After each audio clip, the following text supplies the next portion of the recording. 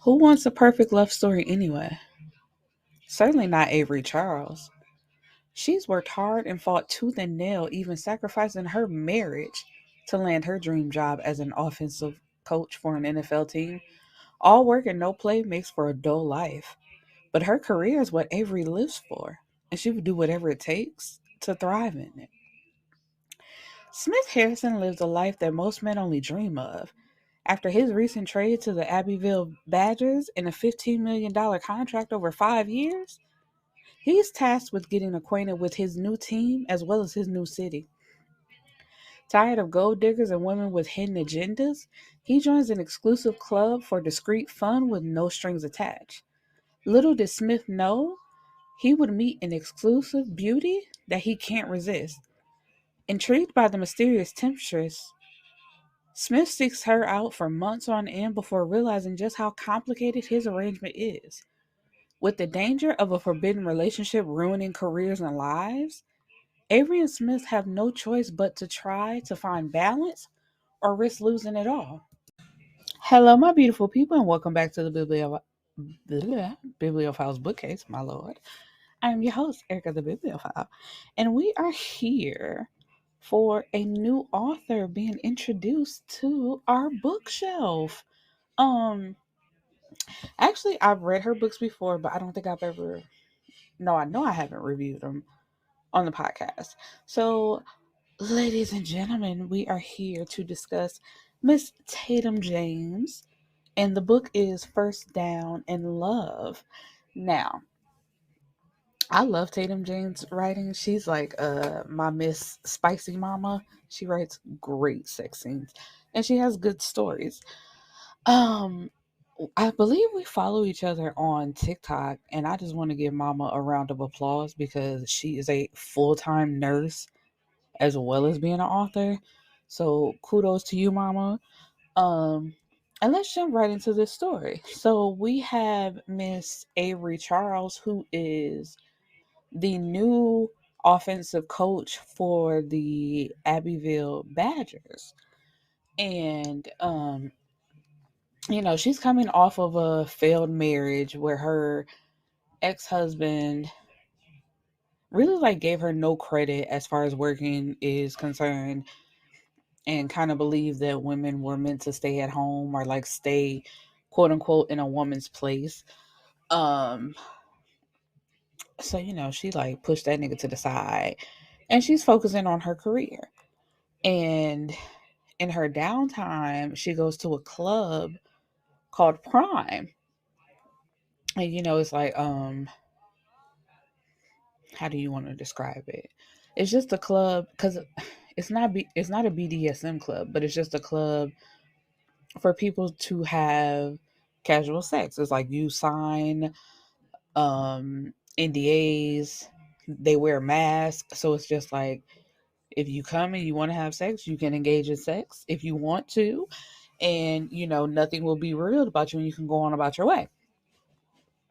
And then we have Mr. Smith Harrison, who is a part of the Abbeville Badgers. And he just signed a new contract, a $15 million contract over 5 years. And he also goes to Prime. And without knowing it, these two hook up. And he is feeling her immediately. And I love that. And it's like, she's trying to keep her distance. Like, you ain't got to do that. We both know what type of club this is. Quit acting like you want to see me again. And Smith is like, I'm not acting. Like, Mama, I like you. What's up? And she tells him nothing and just walks off their first encounter. And so, he comes back looking for her. And I think a couple times like he came, he didn't see her. But then like the next time he saw her, she was trying to hook up with somebody else. My man walks up behind her and says, "Please don't get him killed." I said, oh, we're not playing. And we don't even know each other's names. And he tells her who he is because he's like, can we take these masks off? I want to know you. I want to get to know you. I want to see you outside of here. And once again, She's like, no, let's just keep this for what it is. We'll see each other here and leave it at that. And so, like I said, he says, like, I'm Smith Harrison. What's your name? And she's like, fuck. And like jets up out of there. So now Avery knows who Smith is, but he still doesn't know who she is. And even without knowing that she's his quote unquote mystery lady, he's feeling her. Like when they see each other in passing, on the field or in her office or something like that. Because there's also other players who talk about her, like, I'll beat the brakes off Miss Parker. You basically, like being real smoky. Um, and he feels a way about that. He's like, why they talking about her like that? Like basically, why they talking about my woman like that? And I think they meet at the club again. And it's like now it's starting to click for Smith. Like, you are who I think you are. And so when they finally have this revelation of, yeah, you're from the club, we meeting up outside the club and we're gonna pursue this in a real way. Now she has him come out to her place because she's like, nobody can know about this. This cannot get out into the public. And they have like a weekend together where he came to her house. He cooked for her. Of course they had sex. It was real good. And he's like, you're mine, you mine, say you're mine. And she did, but it was she later claims to be in the heat of the moment. He's like, I'm not falling for that. This is something real and I'm not hiding it. Or at least I don't want to hide it. And she's like, come on now, you know how that would look for the team. It's not a good look. Like, no. So he's like, all right, cool. I'll keep it under wraps for now. Like, let's be real clear on the for now. Or, let me talk to some people, make some moves to where it could work out for both of us. Nobody loses their job or lose their career. And we could still make this relationship work. And she's just like, no, either you agree to my terms or it's going to be nothing at all.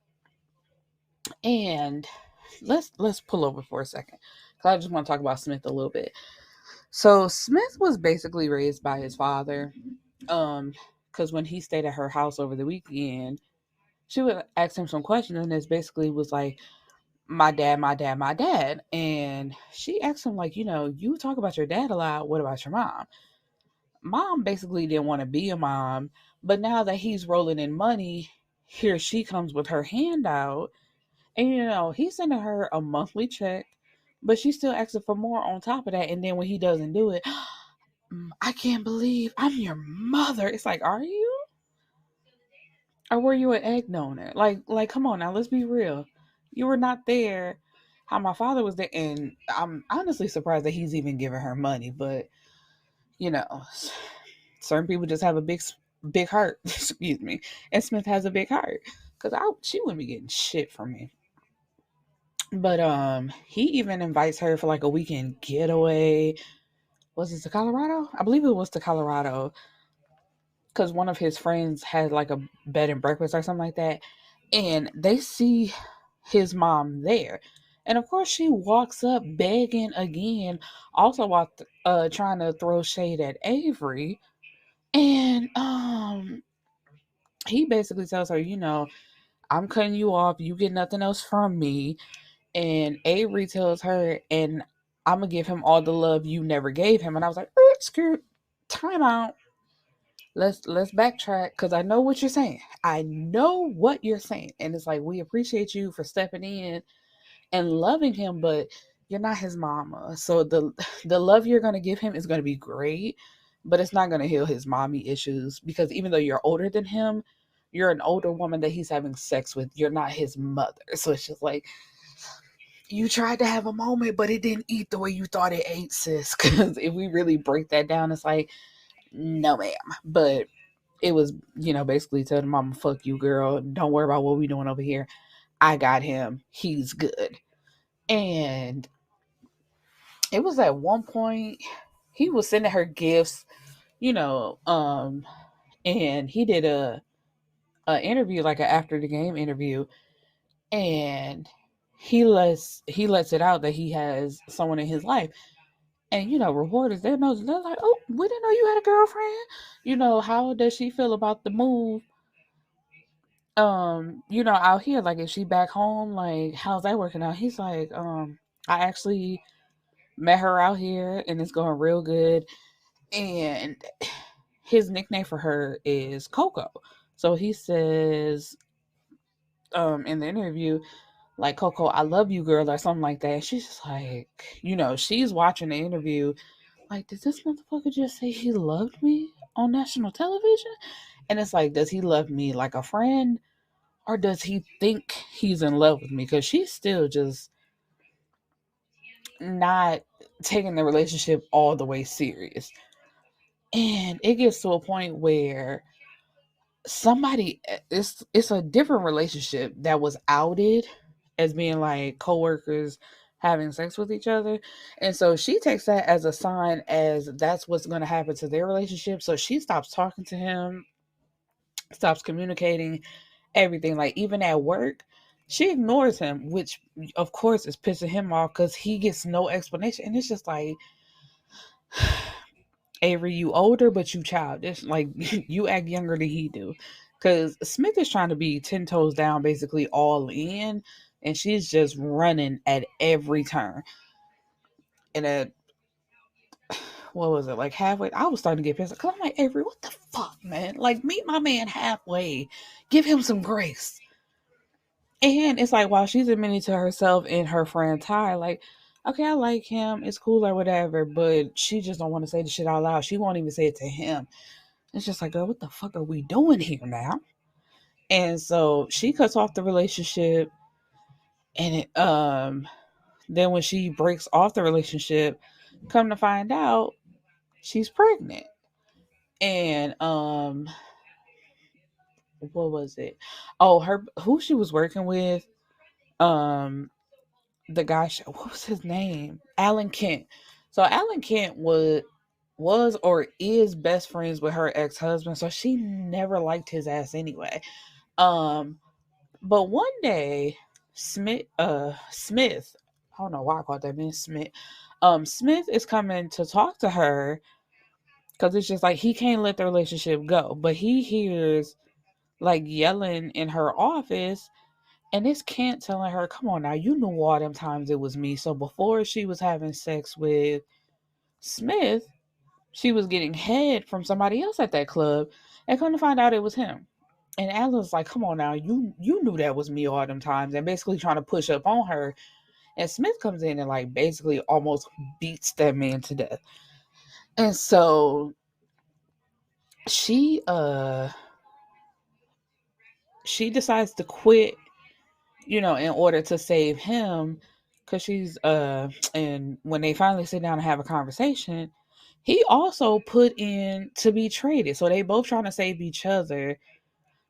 And she's like, no, I don't want you to leave because of me, like, basically I'll do whatever to save you or do anything for you. And what did he say? Because it was like someone, he told her don't take something away, and he tells her, excuse me, what I meant by that was like, don't take you from me, like I need you. So it's like, finally, um the games are over with and they're going to be together no matter what the outcome is, because he set up a meeting with like the owner, the coaches, and his lawyers just to see what the fallout may be. And so she's like, okay, I'll have my lawyers meet us there too. So come to find out, it's like they don't have a fraternizing clause in place. So basically they didn't break any rules. But going forward, there may be one put in place, but they're both too valuable. So it's just like, what do we need to do? Because they offer her, what was it, like a 10% raise or something like that? Like, they offer her more money so she doesn't quit. And they definitely don't want him to leave because they're real close to the Super Bowl. So it's like, baby, what is this? This little relationship? Y'all keep that shit.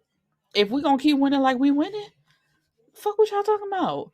Which is like, of course, like, especially in sports, they don't give a fuck. Oops, not me hitting my mic. what you need to make sure that we keep winning and making more money, because at the end of the day, it's all about the money.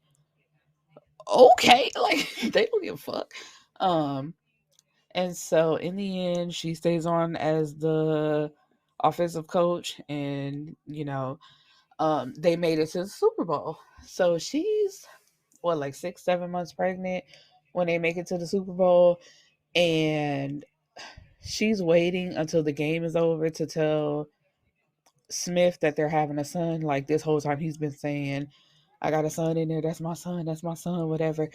Um, and so at the end of the game, they won, and I forgot to mention this. So throughout the whole book, he's been saying like, Coach, I'm gonna get you that ring. We gonna get a ring. We gonna get a ring. So of course they won the Super Bowl, but after they're done, like kind of celebrating that, um, he drops down on one knee, and his dad hands him a ring, and he was like, I know I promised you a ring, but whether we won this game today or not, you was walking away with the ring regardless. And that's his proposal. Like, will you be my wife? And she's like, let me see how your son feels about this. And he's like, what? Don't play with me. I got a son in there. And she's like, yeah. So he's about to celebrate that. And he's like, wait, was that a yes or a no? Because it's like, right, girl, you did not specify. Of course I said yes. Like, but you didn't. But, like, of course, like, I was gonna marry you. And they live happily ever after. This was a great story. It was real cute. I liked it. So yes, that was First Down in Love by Miss Tatum James. I gotta go back because there's another book of hers that I really love. But like I kind of kept that close to my heart and didn't review it, but I'm gonna bring that out. So yes, please go support her. Tatum James, like I said, download all her stories. Peace and blessings, my beautiful people.